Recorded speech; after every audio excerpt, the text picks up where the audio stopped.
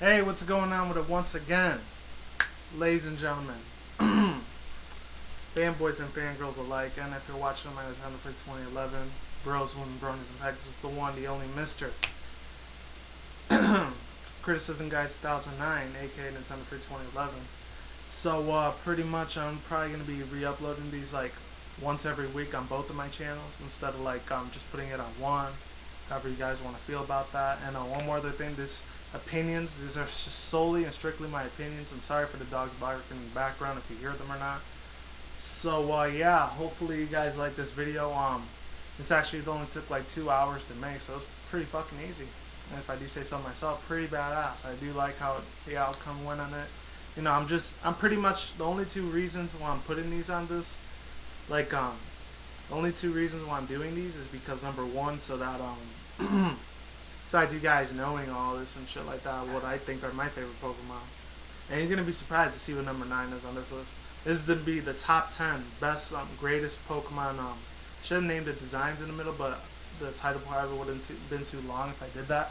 Top 10 greatest Kanto, Johto, Hoenn, Sinnoh, and Unova, and of course Kalos. Even though I haven't played that game yet, but I've seen a lot of gameplay on it to judge that fact if it's good or not. So without further ado on that, let's get into number 10.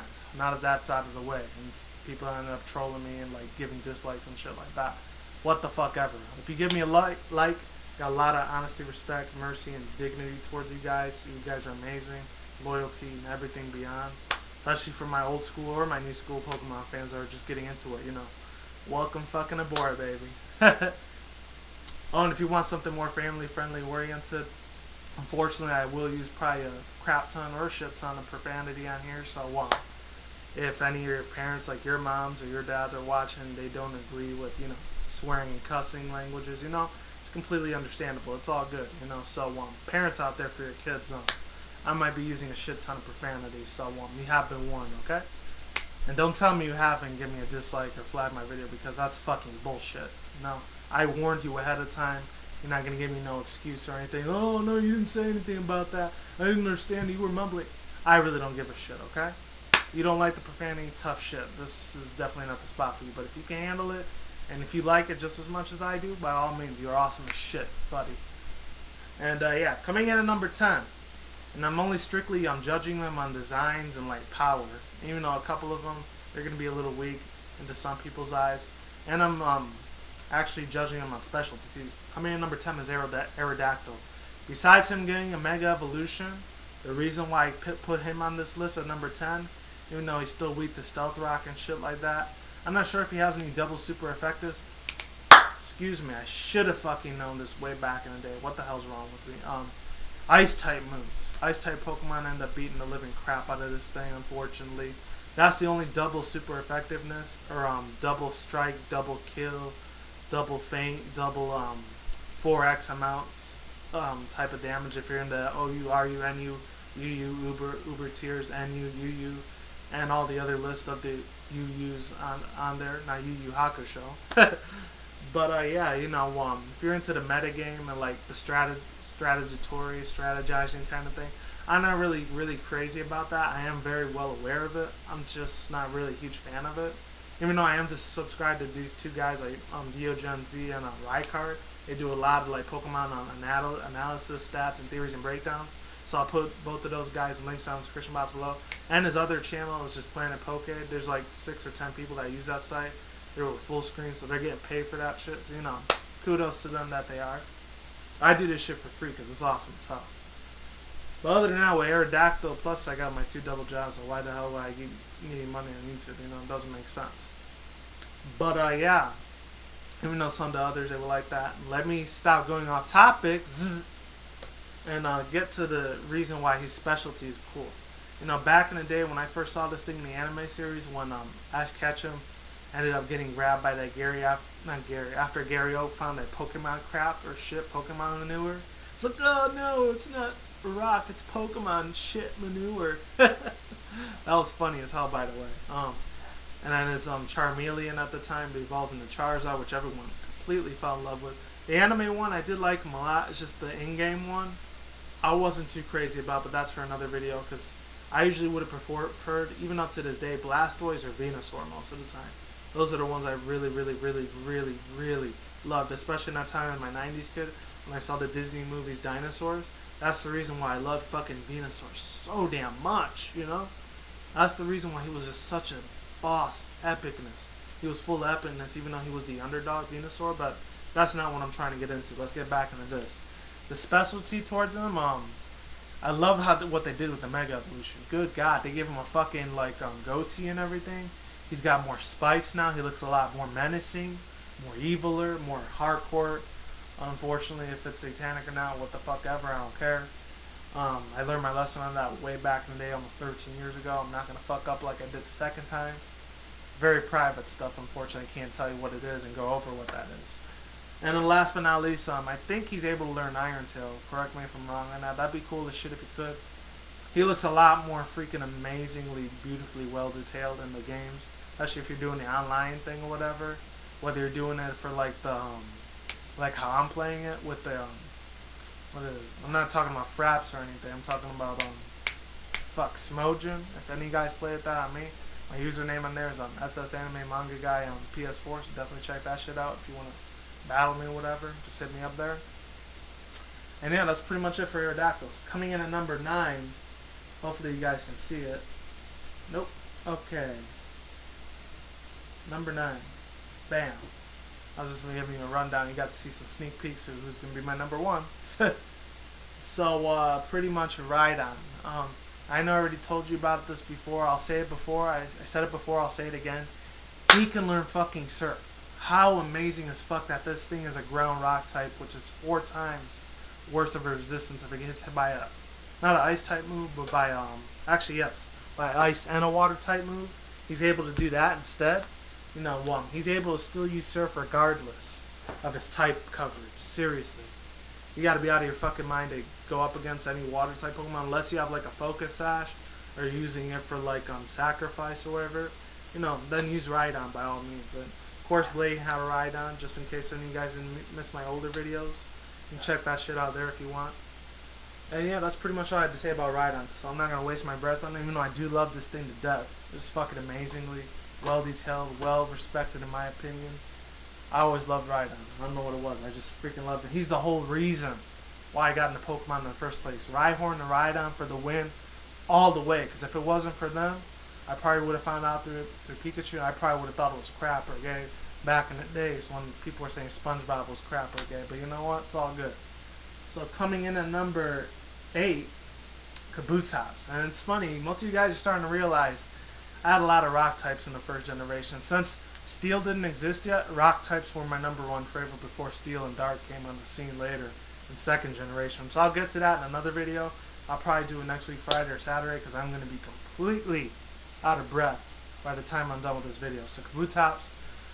There's actually another real secret reason why I really love Kabutops besides the beautiful long sharp fangs. He actually has 2 theories too. He has a Crystal Guardians look to it, like he's made out of a crystallized secret rare and a Crystal Guardians. I never got that card, unfortunately, because that's at the time when I stopped collecting Pokemon cards. I took a super huge ass long break from like mid-late 2001 to like early 2002, all the way up to 2011 when I had to switch and transfer other jobs at that time. That's when I started getting into it again in 2011, thanks to this one dude named the Demo Dick. Shout out to him. He does really good videos. He does a lot of anime and manga reviews. I think he does a few movie reviews because he does a couple Pokemon ones too, and he does a lot of Steam games like first-person shooter shit. So if you're into him, I'll put the link down in his description box below. He is a boss, damn well at it, damn well worth subscribing to. Definitely check his shit out.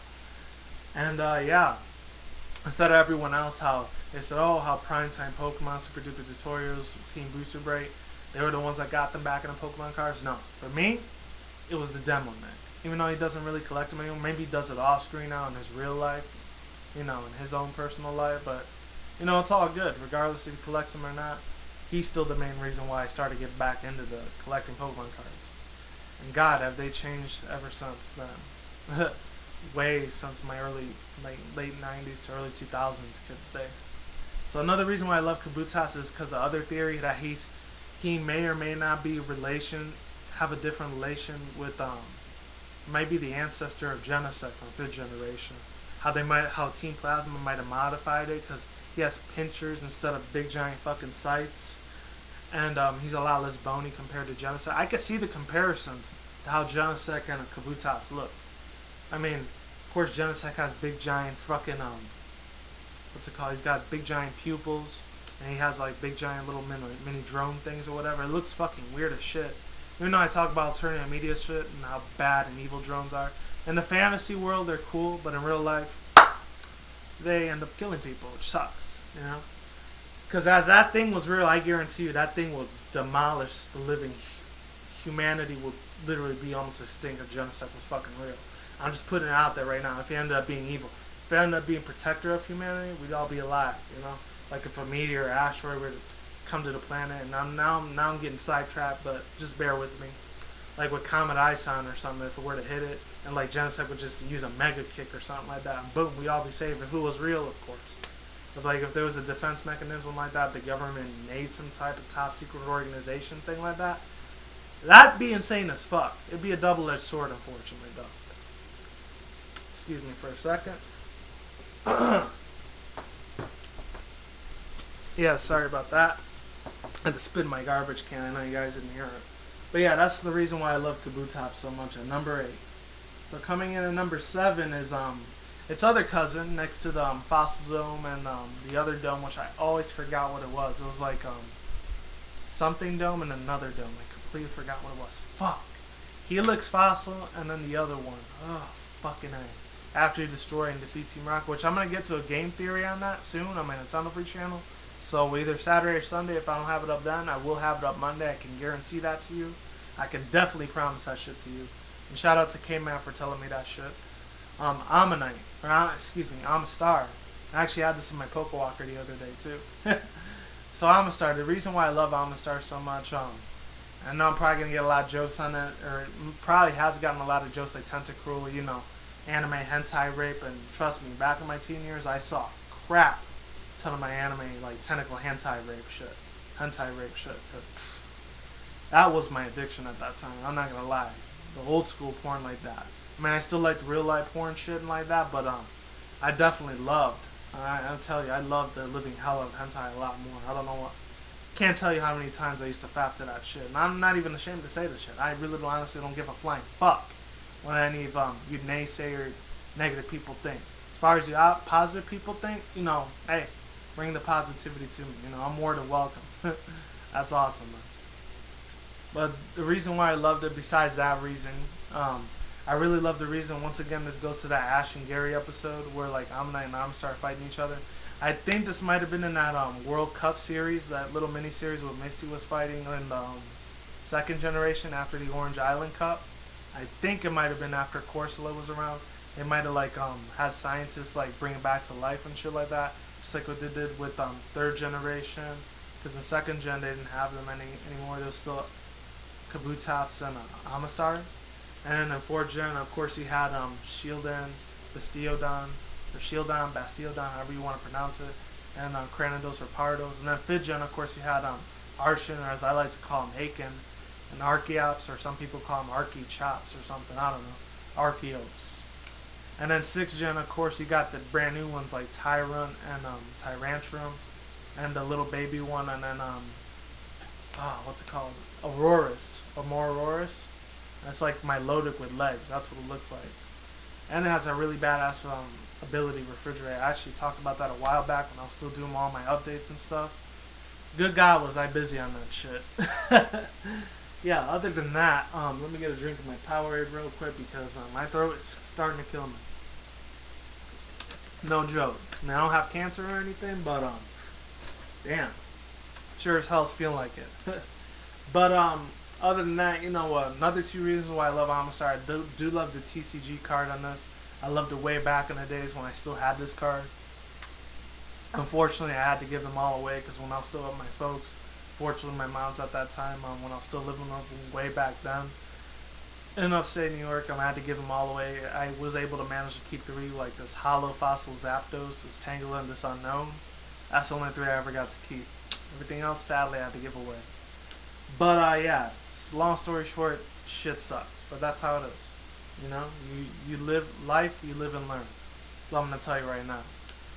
But other than that, there's that. And one more other reason why I really love this Pokemon besides that big giant like blender of a mouth that it has. It was the first Pokemon to learn Spike Cannon. I know that was really underrated, shitty ass move, but it was kind of like an upgraded version of Beedrill's Twin Needle, except it didn't poison. First and second gen, I used to use that thing a lot if I was training out and grinding, leveling my Pokemon. That's pretty much the main reason why I like this Pokemon. That's why he's number 7 on my list. And yeah, coming in at number,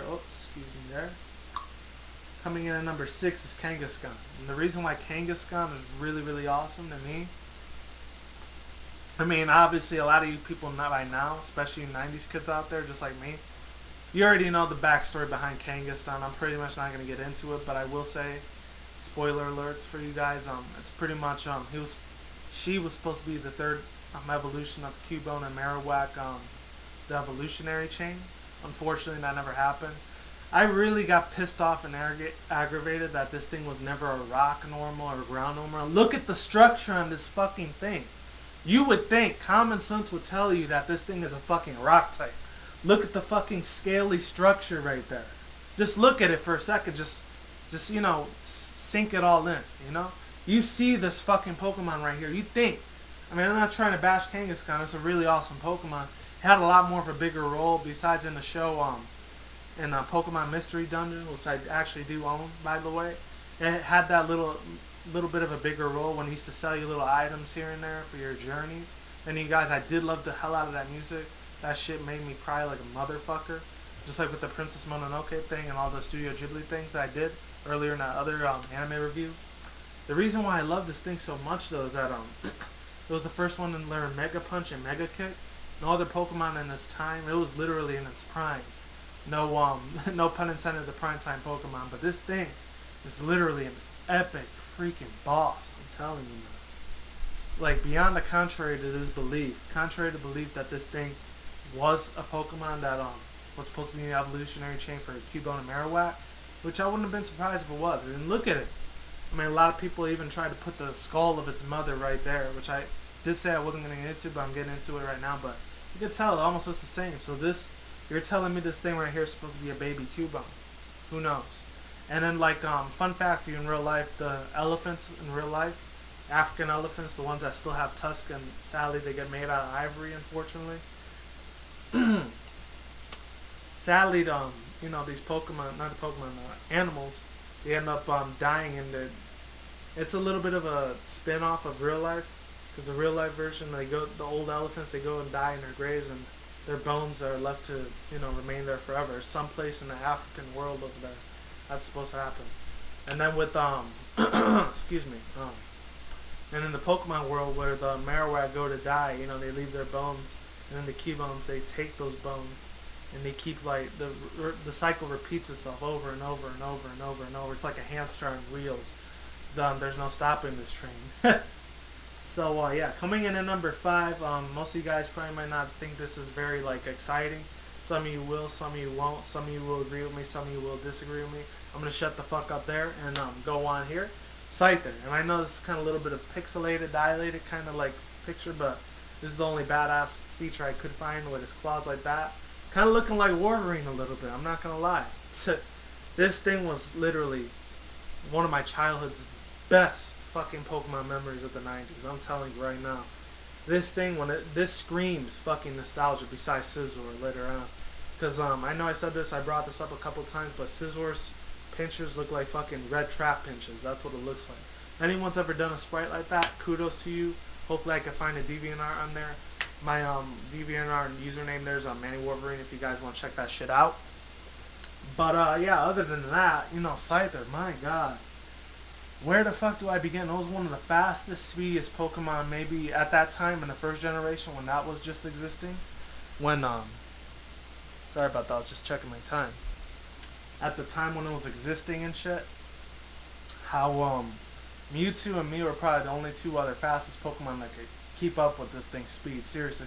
The first time I saw this Pokemon back in the anime, I'm getting back to anime nostalgia, is that when that whole Pokemon with Pikachu, like he's holding on to his little like little ketchup, bottle of ketchup, and he's in love with this. This was when Pikachu was still fat and I was away at that time, but he was still For the ladies, cute and adorable, and for the guys, you know, they love the hell out of them.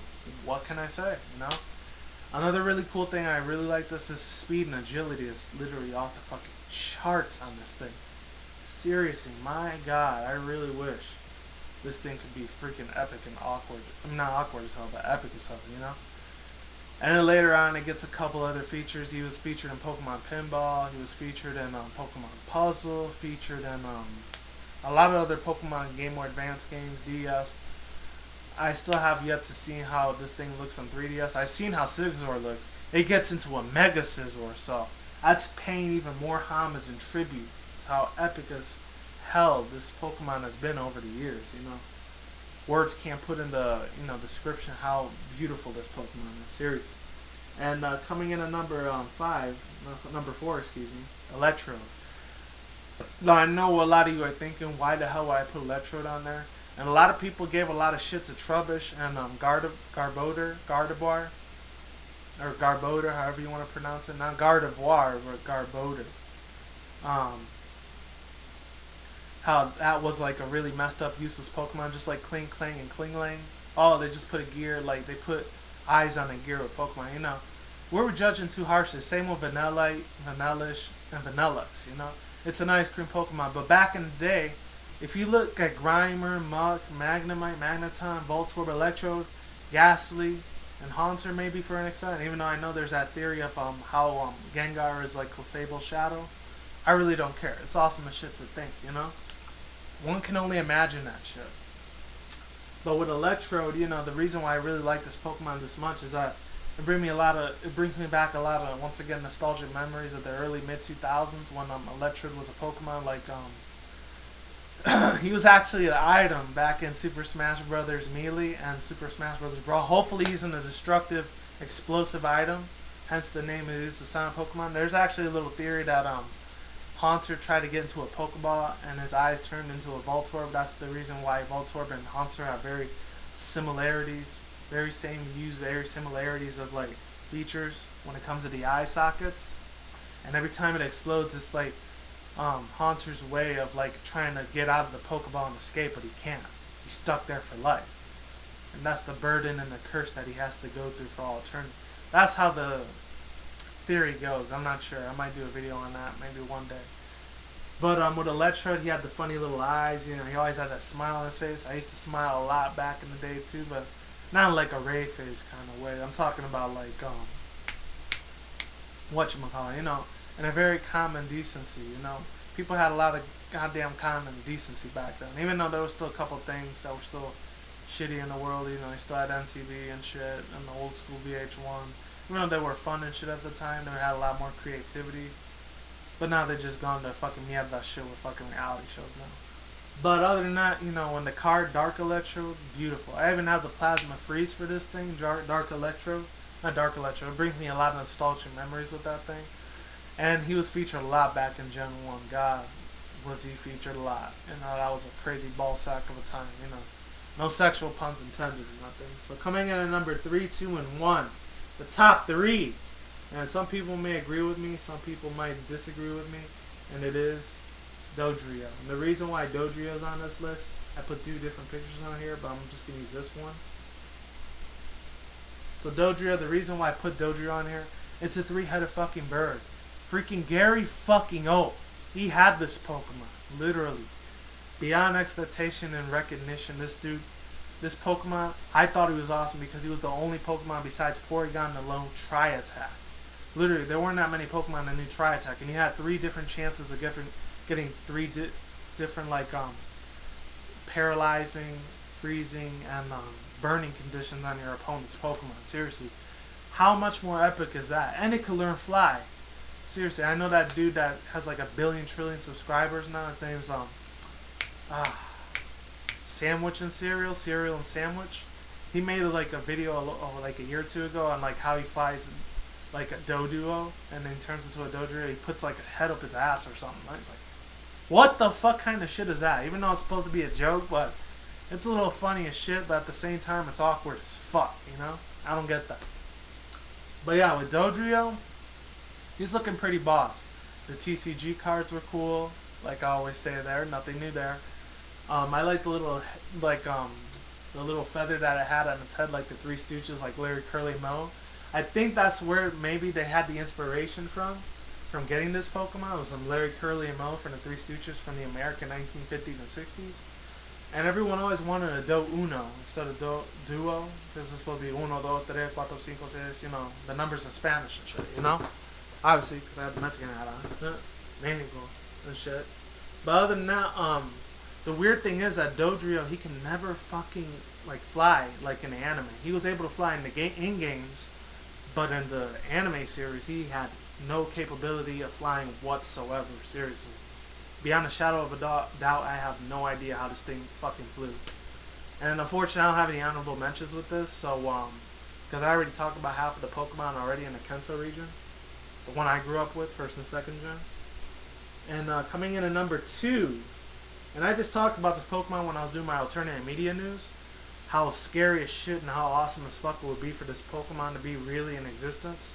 When I was doing my Google's Building an Army video, which I heard about from Mark Dice. I'm not trying to get off topic too much.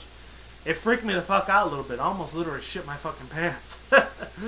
That's how crazy, that's how, I wasn't sure if I was supposed to be angry or excited if they would have made an actual real Pokemon like this.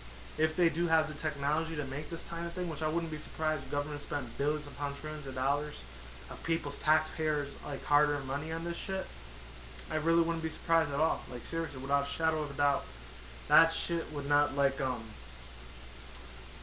surprise me at all in the slightest.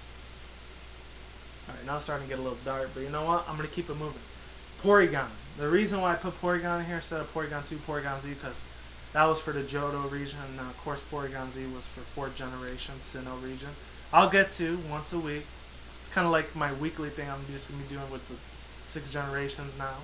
And hopefully you enjoy this thing. Save with the Pokemon of the Year, which I won't say who it is, but I will give you the Pokédex entry for it, the Dopey Pokemon. And most of you guys should know who that is, if not already. Just look at Blame Truth's channel. If any of you guys know who he is or not Blame Truth, he's a really huge Pokemon fan. What is his signature Pokemon that he loves a lot? And you'll know who the Pokemon of the Year is if you know who I'm talking about. 3 of them, actually. The reason why I liked Porygon back in the days, unfortunately, us here in the U.S., the American U.S. kids of the 90s, we were not able to see this all the way until this shit got pirated years in advance later. When we got YouTube, Facebook, Twitter, Google, Tumblr, 4chan, blah, blah, blah, blah, blah, blah, Pinterest. And the brand new one that came out like 4 months ago called Snapchat. I had no idea what that shit was until this one dude, shout out to Crystal Fissures, he told me about it. And this other dude, AMI1534, they do a lot of Let's Plays on their videos, so if you want to check them out, I'm not going to leave a link down below because this thing's going to be packed to the brim. I don't even think there's not even going to be that many people to mention. Hopefully they take that with a grain of salt. If they ever stumble upon this video, it'll be awesome. There's that, and another reason why I love the anime series so much besides Porygon, you know, there wasn't a lot of things that we didn't know about it, but it was always 9,999 coins. Like, for the life of me, like, I as much as a life I didn't have back in that time, it was possible for me to get that Pokemon. It took around 2 to 4 weeks, maybe a month, to get this Pokemon in Gold, Silver, and Crystal. My God, I'm not sure if he was in Crystal.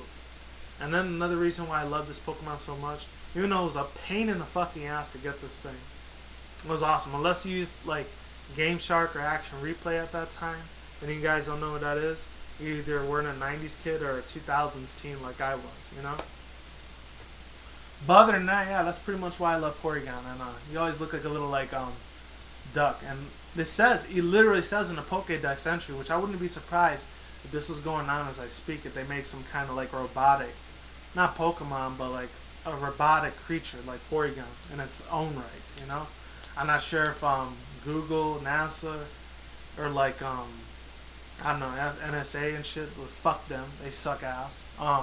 If they would have to, like, talk to the Pokemon company and Nintendo if they wanted to actually build, if they would, like, end up getting any of the rights or any of, like, the copyright. Hopefully they didn't get copyright infringement and shit. They would have to buy all of those, like, distributions and buy all the rights towards them if it was okay to, like, create something like this.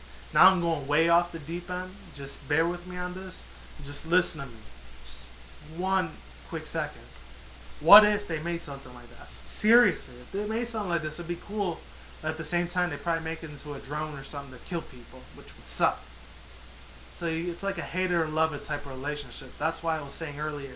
And sorry if I'm stalling on this so freaking long, but literally, for the life of me, I wouldn't even know if this thing, like, should I love this because it's a human Pokemon. It was made, created by humans and scientists and everything. You look at the Pokédex entry and description, you can see how this may or may not be possible in real life, like with RoboCop and shit, you know? I know I'm taking it with science fiction on this, but I'm just saying, I'm putting it out there. I always had a fascination for that since I was a kid, you know? And coming in at number 1, and the last one is Tauros. And the reason why I love Tauros so much before it got its infatuation, there's probably a lot of shipping fantasies out there with Tauros and Miltank. It does make sense, because Tauros is based on a bull, or maybe a Spanish bull, I don't know. A Spaniard or España? España de la Spain? I don't know. Something like that. He's based on the Raging Bull, whatever, and, or Red Bull even, I don't know. That would be funny as hell if they actually had something like that. Let me take my drink once again. I'm pretty much probably going to post this on Saturday, even though it's Friday afternoon, almost 4:15 West Coast Pacific time right now. Before I got into Miltank and shit like that, everyone remembers that crazy nightmare. You had to fight her over and over and over again with that damn fucking Clefairy. I had to get that damn thing so many fucking times. At least 50 or 60 times. And I'm pretty much overreacting on that. Exaggerating, because it was really like 8 to 10 times. It took me to try to kick Whitney's fucking ass with that goddamn forsaken fucking Miltank. Oh my god.